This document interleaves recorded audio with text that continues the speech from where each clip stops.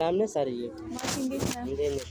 አለ ይመስገን ሰላም ነው። እግዚአብሔር ይመስገን። እኔማ እዚህ የጠራሁትማ ለምን ቤተሰቦች ለምን ተመስገን ስማምተሽ አትኖሪም? ምንድን ነው? ለምን በዚህ በእድሜ ለምን ታቸግሪያለሽ? እሺ አይደለሽም ደግሞ አይተሃል እኮ ማቲ ቪዲዮ ላይ ሁሉ የተፈጠረውን ነገር አይተሃል። እና በቃ እኔ ከሷ ጋር ከእናቴ ጋር ተስማምቼ ቤት ውስጥ መቀመጥ አልችልም። ለዛ ምን ነው በቃ ከቤት ራሴን ችዬ ደግሞ ራሴን ችዬ መውጣት ስለፈለኩ ነው። በቃ በራሴ መኖር ነው የምፈልገው። ራሴን ችዬ መኖር ነው የምፈልገው። በቃ እናንተም ብታግዙኝ ነገር ካለ አግዙኝ። ችግር የለም ግን ሰው ራሱን ችሎ እስከመውጣ ድረስ ከሆነ አሁን የራስሽ ስራ አግኝቶሽ ወይ በቂ ነገር አለ የምትል ነገር ካለ ነው አሁን ሰው ራሱ ችሎ ነው መውጣው እንጂ በዚህ ሰዓት ገና ነሽ፣ ገና ስራ ጀማሪ ነሽ፣ በዛም ተማሪ ነሽ። ምን አግኝተሽ ነው? ያሁኑ ወንድ ከሆነ ቃልቃላ ነው። ዛሬ ፊቱ አይሳይቶ ነገ ዞር ብትል ይቻላል። ምን አይተሽ ነው? አይደለም አትሳቂ። እሱ ነው ተሳቀ። አይ ማለት ሰው ይመስላል እንደ ወንድምሽ እንደ ወንድምሽ እንደ ቤተሰብ ሆነሽ ምን ካልሽ እውነት እኔ ይሄን ነው የምመክረው። ያሁኑ ወንድማ ጥርስ ሰዓት አይሾው ልብሽ ያለው ቅብር ያርገሽ ከዛ በኋላ አባብሎሽ ቤት ካስገባ በኋላ የምፈልገውን ነገር አግኝቶ አባረርሽ ይችላል። ያን ጊዜ እናትሽ ትቀበላለች። ልክ ነህ። አይ እኔ በነገር ላይ ማቲ የማምነው ፍቅረኛ ነው ያለኝ። የማምነው ፍቅረኛ ነው ያለኝ። መስሎሽ ነው ታኛ እንዴ? አንተ ቆይ ስለ ፍቅረኛ ማለት ፍቅረኛ አታውቀው ስለሱማ ማውራት አትችልም። እሺ ወንድማ አለው እስከሚያገኘው ድረስ እንግዲህ እኔ ብዙ አልዘረዝርም።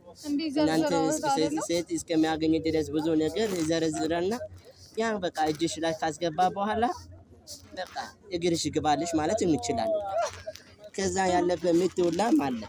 ስለዚህ ጠንቅቀሽ ነው ማቲ አንተ ስለኔ ፍቅረኛ ማውራት አትችልም። እቺ የሚመስል ቆንጆ እናት አለሽ።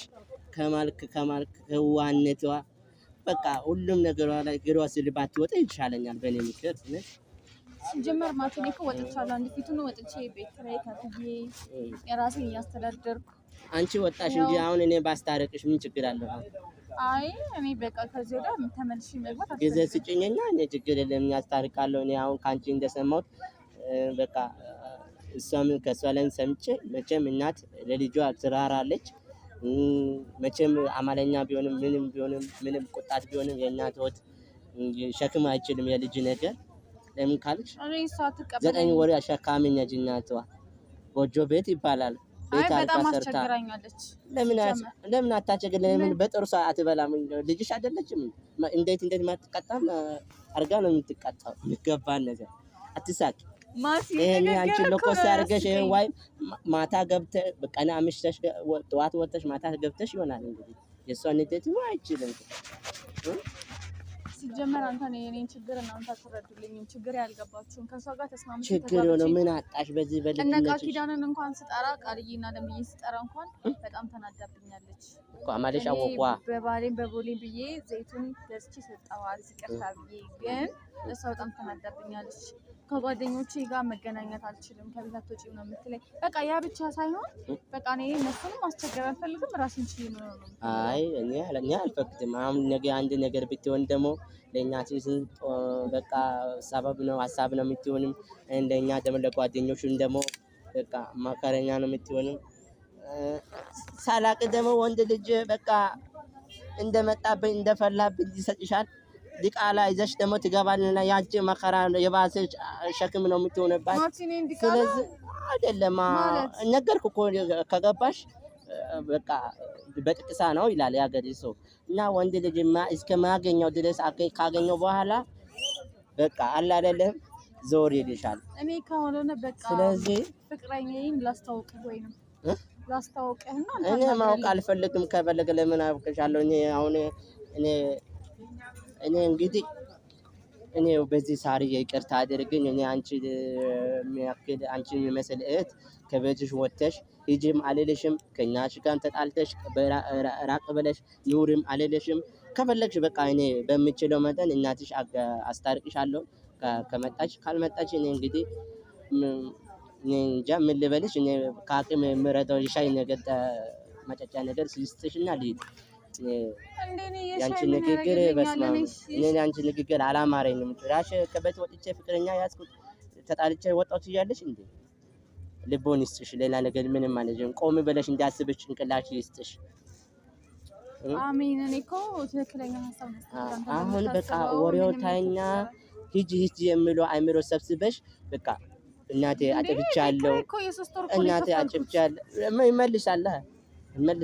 እግዚአብሔር ከፈራ ይመልስ፣ ካልመለሰ ከእናት የሚበልጥ ነገር የለም። በቃ አሁን ዞሮ ዞሮ ቤት ኪራይ ስከፍል ማለት ነው ከየት ነው ወጥቼ አይደለም ከሰው ተበድሬ ነው።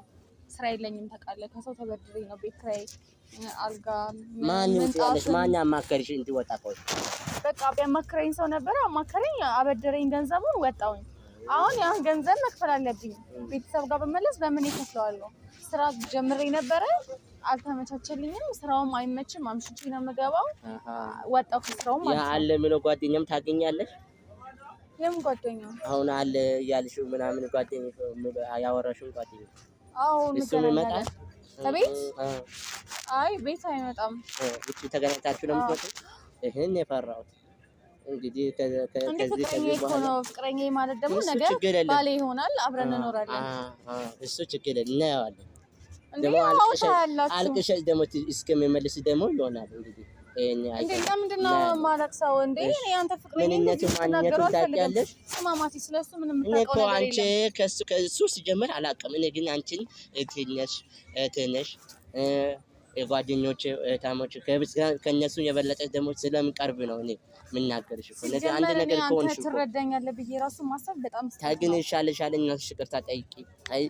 እኔ ወጥቻለሁ። አንዴ በቃ አንዴ ሄጃለሁ አይደለ? እኔ በሄድኩበት መስመር ላይ እንድትደግፉኝ እንጂ ወደኋላ እንድመልሱኝ አይደለም። አሁን እኔ እናንተን የማናገራችሁ የማገኛችሁ አይ የምትሉ አንፈልግም የምትሉ ከሆነ እኔን አለማግኘት ትችላላችሁ። ያለሁበት ቦታ አለመድረስ ትችላላችሁ።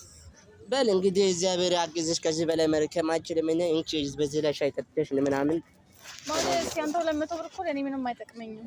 ያለን ከሰጠው ክፉ አይባልም ማለት እና ይሄ ምን ላደርገው ነው? ይሄ ነገር በቃ እዚህ ቡና ቢሆንም ጠጪ ይጠቅምሻል። የገባ ነገር ያገለግላል ይላል ያገለ ሰው። አረ ያጂ በዚህ አይ አልፈልግም። እኔ 200 ብር ያጂ ትክልም ምን ያስያደርግልኝ ነው? አልፈልግም። እኔ ና ተመለስ በቃ። ምን አመሰግናለሁ ወንድሜ። አይ አመሰግናለሁ። እኔ ንቄ ምናምን ሳይሆን በቃ እኔ በሀሳብም እኔ የግዴታ በገንዘብ መደገፍ የለባችሁም። በሀሳብም እንድትደግፉኝ ነው። ስሜ እንኳን አንቺ እናትና አባት እዚህ ሆነው ማለት ነው። እኔና ቃል ኪዳን የቃል ኪዳን አባትና ቃል ኪዳን እናት የኔና አባትና የኔ እናት ወርቅ የሚመስል እናቶች እዛን ጥልን መተን እዚህ አናታችን በዚህ ፀሐይ እየመጣ በእግር ደግሞ እያቃጠለ ሾክ እየወጋን ጠጠር እየወጋን እኮ ነው ሰርተን የራሳችን ችለን የምንኖረው። አንቺን እዛ የሚታጥር ቆንጆ እናት ላይ ተወልደሽ አባት ላይ ወልደሽ እንደዚህ ራስን ችላለሁ ትያለሽ እንዴ? አንገት ጎንብሰ ለምን ሳትመታ እንኳን ሳትቆጣ ለምን ቁንጥጫም አለ እንኳን ይሄ ቅርብ ይሄ ሁሉም ችሎ ነው የራስን ችሎ መውጣት አለ እንጂ በዚህ ሰዓት ወጥቻለሁ ትያለሽ እንዴ? አመሰግናለሁ ማለት ለምቱ አመሰግናለሁ። ገለለ ምስጋና አሁን ይቅርታ ብለሽ አንገት ደስ እኔ የማይሆን ነገር ነው ማለት መመለስ አልችልም፣ ግን በቃ ለምክር አመሰግናለሁ። መሄድ ትችላለህ። በቃ ለገንዘቡም ደግሞ አመሰግናለሁ። ቆም ብለሽ አስቢ። ችግር የለም። የኛ ምስጋና የለም። ቤተሰቦች እንደምታዩት ላይፍ ምስቅልቅል ብሏል ማለት ነው። ማንም የሚረዳኝ ሰው የለም። እኔ ሀሳቤ በቃ በያዝኩት መስመር ላይ ተከትሎኝ እኔ የሚደግፈኝ እንጂ ወደ ኋላ የሚመልሰኝ ሰው አልፈልግም። ሁሉም ቃል ኪዳንም ማቴዎስም አለምዬም እንደምታዩት ሁሉም ወደ ቤት ተመለሽ ነው የሚሉኝ። ማንም እኔን ማገዝና መደገፍ የሚፈልግ የለም በአሁኑ ሰዓት ላይ እና እናንተ ቢያንስ ሰብስክራይብ፣ ላይክ ምናምን ሀሳብ አስተያየታችሁን ደግሞ ኮሜንት ላይ በማስቀመጥ ተባበሩኝ፣ አግዙኝ እላለሁ እና አመሰግናለሁ። ወዳችኋለሁ። አበረታችሁኝ ፕሊስ ቤተሰብ